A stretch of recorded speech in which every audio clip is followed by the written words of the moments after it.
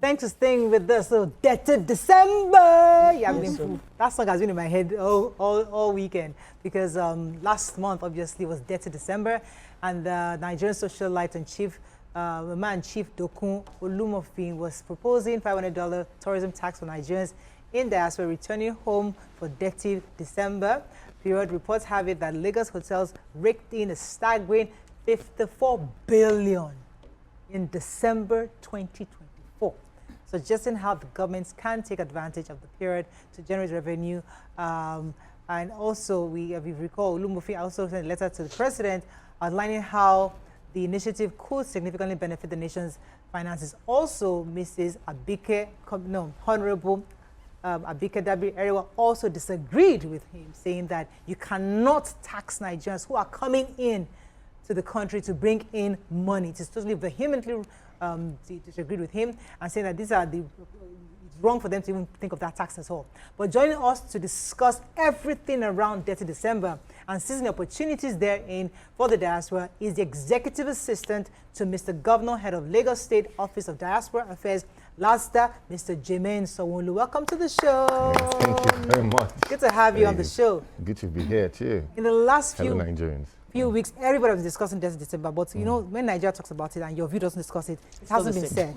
So we're just about to start the conversation on DETTY December. So before we even go to the proposal by Chief Olumofin, let's start with all that happened towards that DETTY December, like the running up to it, because many Nigerians in diaspora were working towards coming to December. They're saving money for that December. And how did that catch wildfire? How intentional was it? How intentional? Well, DETTY December has been something that's been going on, you know, low-key for a while, but it all climaxed in this December. Nigeria has one of the most vibrant diaspora communities globally. They remit over $20 to $25 billion annually. The diaspora of Nigeria is second to oil. In fact, in our contributing to GDP, I think it's number 3 or number 4, apart from agriculture. You know, it brings a lot when it comes to remittances. So the diaspora is very critical to our growth. DETTY December, we know what Ghana has been doing. You know, they've taken the shine for a bit, but Lagos has come to own what it is own. Building up to that, I would say that there are a couple of factors. First of all, Governor Babajide Sanwo-Olu, you know, he's played a very important role in making Lagos a very friendly city for the diaspora. And he has been very, very inclusive when it comes to appointments and people he's put in key positions. I myself, I'm a diaspora returnee. We came back roughly 5 years ago. He appointed me as special assistant on diaspora and foreign relations, and I'm now the pioneering head, setting up the Office of Diaspora Affairs. I've been practicing in that field before in the UK, and I've come to now make it home. But even Governor Babajide Sanwo-Olu had what we call the Teams Plus agenda that addresses key roles or factors that the diaspora are concerned about. One, when it comes to security and safety. Lagos is a more secure place, it's a more safe place. You can go out at 2 a.m. in the morning, 3 a.m. in the morning, have fun. The diasporans were looking at what is going on in Lagos. Is Lagos safe? And Lagos is safe for him. And we also appreciate all the philanthropists and those who have supported the Security Trust Fund that have made that happen. Also, building up to DETTY December, we have seen investments in key infrastructure also by this administration when it comes to places like the J. Randu Center for Yoruba History and Culture. That is something that is monumental. That also due by the diaspora. And also we look at things like the Nikkei Art Gallery, which was not ours, but the whole ecosystem of tourism has been investing. That we have seen investment in that area, and that has led to the interest in the diaspora. And that is not only all about this DETTY December, because it started from somewhere, and it's now leading to culminating at this. How many of you remember Pelumi? Movie that came the other time. Remember what happened there and the spotlight that was shone upon her and how we received them in Lagos. You know, that shows that Lagos is welcoming. You remember Prince Harry and Meghan Markle, when they came, we also welcomed them. The Presidential Advisory Committee on Diaspora Affairs from America, they came and we also welcomed them. We had the Diaspora Festival in 2023. And we saw a lot of diasporans who came to become chiefs, and we saw all these things happening. NIDCOM also, Honorable Abike Dabie, the chairman of CEO of NIDCOM, has contributed immensely to even this growth. But we have seen a concerted effort by Governor Babajide Sanwo-Olu from his appointees. I know you are government. Yes. Because you're not here to come and talk about Jide. I know you want to do your work, but please, we're not here for your work. We came here because we invited you because we want to discuss Dirty December. And I know as a politician, you as a government people, you always want to bring it back to campaign. Don't campaign. Let's focus on Dirty December. Yes. So with the whole buzz of this Dirty December, you know, we Lagosians, we suffered with traffic, a whole lot happened, you know. But what are the impacts of this Dirty December on Lagosians and Nigerians as a whole? Fantastic question. There is great impact. As you said, there's like 50 billion naira. That was in Lagos. You said that it was 60 billion. But that is just Lagos alone. What about Abuja? What about Ogun State? What about Port Harcourt, Rivers? What about all this, you know, the incidental benefits that have come from December? It has been impactful in our hospitality industry. You know, hotels were oversubscribed, and as Governor Babajide Fashola spoke about recently in his remarks in Unilag convocation, that you know that soon you're going to see a time whereby most Lagosians, just for 1 month, are going to move to Ogun State or Ibadan or other places to have holiday homes there, and they are going to start leaving their homes to be rented out as Airbnb. So you see these opportunities that are there. Talking about the transportation, I know there was a bit of traffic during that time. But you can see that the investment and the vision of a multimodal transportation system. We have the blue line, the red line that made it accessible. We have the Ubers and the fiber optic that has made transportation seamless in Lagos. That has also made them come there. Okay. So, I feel your excitement, and honestly, there is a lot to be excited about because the feedback concerning the revenue and the impact, social economic impact, was huge.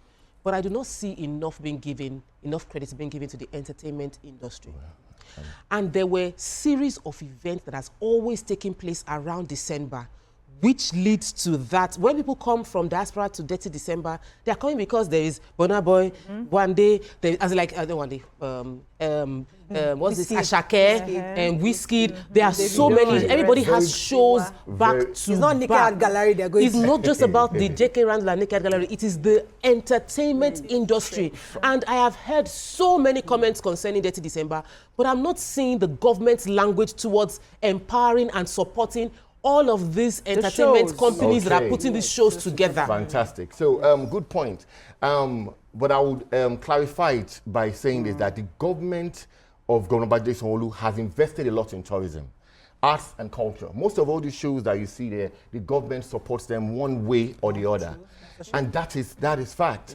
Now, I was going to save the best for the last, but I would get there now. I will just tell you what the government has done. The main superstars of this Dirty December, Lagosians, but also the entertainment industry, the youths of Lagos, the youths of Nigeria, who are our cultural ambassadors, who have been proclaiming the beauty of Lagos, beauty of Nigeria, and the whole world has come back to see. So when you see them Bonners, you see them Davidos, you see them Wizkids, you see them Chihuahua Savage, the Thames, doing fantastically well in all the things, it attracts people home. So they are the stars. They are the ones who has made this thing happen, and everything has come together. So the private sector, even those in the hospitality industry, even Lagosians on the street. Did you hear of any, as we call them, I just got back, you know, the diasporans, I really like to refer to them, saying that they were treated badly or rudely or they were arrested by the police? There were some stories, sir. Some, but they were major. You know, in a city of 28 million, you can see that every Lagosian came out and was hospitable and welcoming to them. So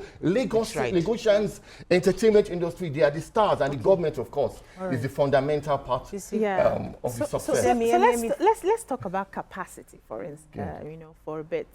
One of the issues we had in Lagos was the fact that a lot of us could not move around because everywhere was crowded. You couldn't even take your kids out. You come out on the 27th, it's crowded, you go back home. 28, 29, it's crowded. Normally before, by 27, 28, 29, the traffic has reduced.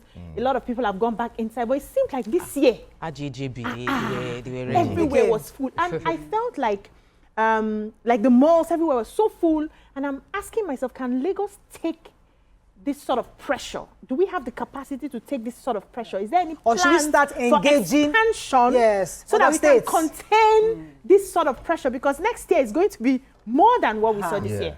It's like praying for a blessing, and the blessing now comes. It's now showers of blessing. So we have to find ways to contain these blessings as they are coming, as we believe. You know, because Lagos has an immense opportunity at hand right now. Yes, we have more transportation networks and systems that we're able to carry people left and right, but you make a very, very valid point. Now, other cities are going to be able to take some of that, yes, off Lagos, like Ogun State, you know, Governor Abiodun and everything. They should be looking at the opportunity that's coming in the Abeokuta axis and all those areas that align with Lagos. But talking about Lagos, which is the center of excellence, city of aquatic splendor, the place, and now the home for the diaspora, we want to see not just the diaspora, but also the private sector invest in these areas that are in hospitality and also real estate. I'm sure you heard that Airbnbs were booked. I mean, registered estate surveyor and valuer with Naives.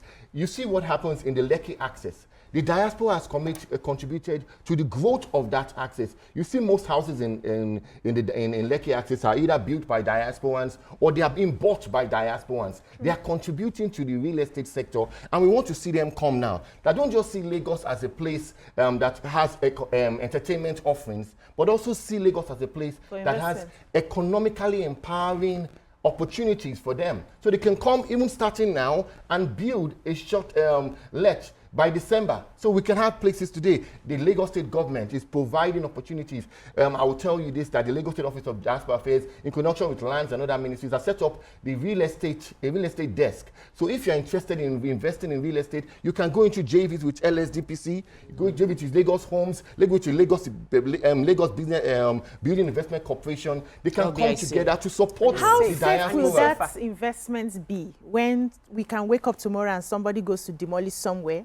If you buy it from the government, it is the safest form of investment. No, you can't go to one here for you. Okay, let me go back to, let's retract our steps a bit, because I know that there are Nigerians who are living abroad. Yes. And many of them like the idea of coming home in December. Yes. Now, all of them have a perspective of Nigeria. Some are saying it's not safe, it's not, I don't want to be there. What is your office doing? Engaging them directly over there. What are there meetings you're having Nigerians across? Is there some kind of a group where you're talking to Nigerians and you're continually inviting them, where you're making them feel that Nigeria is a place for them to come for the holidays? Because some people rather just go to Australia or different countries. But DETTY December is attractive. So how are you using this DETTY December, and what's the narrative you're selling to them that are living abroad? Fabulous. We should not undermine or forget about the role of advocacy when you see action bearing fruit. Over the past 5 years, you know, Governor Sanwo Olu appointed me as the SSA on Diaspora and Foreign Relations. We've been traveling from Atlanta to Germany, to Austria, to Maryland, around the world, to Ghana, to study there, to see what is going on, and also to engage the diaspora, most especially. We have over 36 states, you know, and many of them have focal point leaders, but Lagos has been in the leading front, has been leading the way, you understand, and following the trailblazing efforts of we have been going out there to connect with the diaspora. Take, for example, I mean, remember the when Lagos launched the International Financial Center, that we went on a parade in central London. You remember that time that we were on like a car and we're going on, that we showed the world that we are welcoming. You know, from events to engaging institutions like Eco Club, from engaging the largest association of Nigerian physicians, ANPA, who are coming this April to have a conference in Lagos too. You see, we are going out there. I've been traveling, you know, but investing, and I'm so glad that in this time, while I'm heading this office, that we are seeing this result. Because people were saying that, what is this diaspora people? Why are you spending money traveling to London, traveling here? But when you now see that in just 1 month or a few weeks, the resources that can be brought in, this is the time for us to invest more in diaspora engagement on a national and a local level. I know that you want to come in. Yes, I wanted to say, like, so beyond the DETTY December, what else and what next? You know, beyond this December, is it, with this diaspora people coming into Nigeria, will it just be for just that December period? What also can happen between January to November? Wonderful. You know, what are the plans? Yeah. I love this company of women. You know, you guys are giving. This is where the conversation starts and ends. Brilliant question. You know, because there's a lot going to happen. Yeah. The DETTY December is just a tip of the iceberg. That's just the tourism, entertainment aspect of it. What about, as I mentioned, the real estate opportunities that are coming? And I've spoken about it to an extent. Or what about the health, medical missions that are going to come from these diasporans? How many of you know who Inya Boyede is? Of course. You know, Flutter Wave, the founders of Andela, Future Africa, the Silicon Valley in Yaba, the Yaba Valley. All these were brought to bear by the diasporans. And Lagos is home for these diasporans. And you can just imagine, once we start investing more effort in engaging them and encouraging them. I know the CBN, under the leadership of Governor Cardoso, has been some policies to encourage remittances and all that. So we can see there's a concerted effort. And I will give praise where it is due to our President Bola Ahmed Tinubu. You know, he's the grandfather of the diaspora. You know, having lived abroad, Chicago, set up one of the largest organizations in partnership with others, that's the Eco Club International. He's pioneering things. Some of his policies, some people may feel that, what happened? But do you know that when, it may sound funny, but some of the policies has made Nigeria more attractive for investors. I'll give an example. You know, when the value of your naira is low, like China, sometimes the value of the currency so that people can buy more from it. Do you know that because unfortunately, our currency was devalued, more diasporans were bringing their money. They are bringing, you know that their £1 is now 2,000 naira. They can get more value. So one of our greatest exports is entertainment, is tourism. But now they are coming to invest in our real estate, coming to invest in our entertainment industry, coming to invest in our hospitality industry. So diasporans out there, logistics businesses, catering businesses, housing, everything. There are immense opportunities, and we don't just want to see it in December. Governor Babajide Sanwo-Olu went to Badagry around May, June last year. You know, first of all, this is just the Nigerian diaspora I'm talking about. Do you know what they call the Afro-descendia? If you go to El Salvador, exactly. I'll get that, you know. The African-American diaspora, the historic diaspora, they are waiting to come back to connect with Badagry, to connect with their roots. In fact, we're hosting one of them. They're having a courtesy call with Governor Sanwo-Olu today to connect the ancestry. And imagine, Ghana just celebrated a home ceremony, you know, a naming ceremony, or what they say, they're connecting with their roots. Imagine Lagos and Nigeria with the Ministry of Interior coming back to welcome these people. So a lot of opportunities from January to December. We've been imagining this thing for a very long time. You know, you have been with us even before you became chairman of LSD. We have been discussing this thing. I was thinking that by now, 5 years after, we would have done some of this ceremony, because I watched the Ghanaian one and I follow a few Ghanaians who brought in friends to come and swear in and become Ghanaians. And I felt like, why can't we do this? Ghana is getting these opportunities. These people are paying money to become Ghanaians and get Ghanaian passport, and they are shouting, I'm now a Ghanaian. But we're not doing what we need to do. And while Lagos is doing a whole lot on their own part, the airports, the welcoming of our people would require Lagos State to step in, even if it is a federal thing, because we need to. Mariah always says something that when we say this new hope, that does it trickle down to everybody, renewed hope? The agenda of making Lagos a tourism hub, does it trickle down to everybody? When you get into the streets, do people understand the value of tourism? I went to Vietnam for the New Year, and it's as if everybody knew it is important to be nice. Because on the streets, everybody was nice. They don't understand the language, but they are smiling. It was obviously taught to them. How are you helping to change the orientation of the citizenry within Lagos so that they become more welcoming as a people to the market we want to bring in? Wonderful. Okay. Because the Nigerians understand, but the black Americans don't understand. The Nigerians can look at you and say, oh, let's just bribe them. But those other people you want to bring in, they don't understand this. And sorry, can I just add to that? And also, how do we protect the Nigerian businesses? You know, because most of the diasporas, they come back, spend this money. We're happy about the money. They go back and then they institute financial disputes on the money spent already and stuff. So it's one thing that we're happy about all this money. It's another thing that businesses also suffer when they leave and then they dispute those funds. Valid points again raised. You know, I must give kudos again, where is you? Under President Bola Ahmed Tinubu's administration, there has been a transformation in our aviation sector. I travel a lot, but I go to the airport, and every time I go there, there's something new there. So the Minister of Interior is doing a good work there.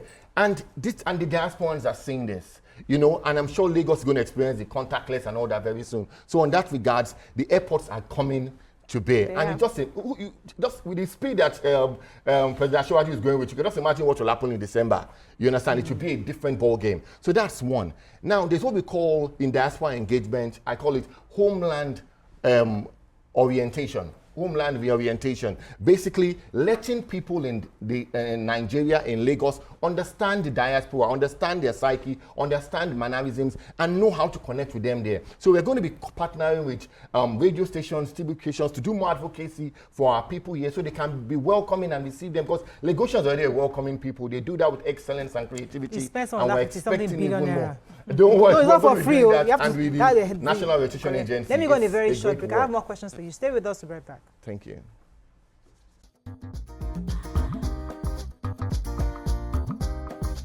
Stay tuned. Your View will be right back.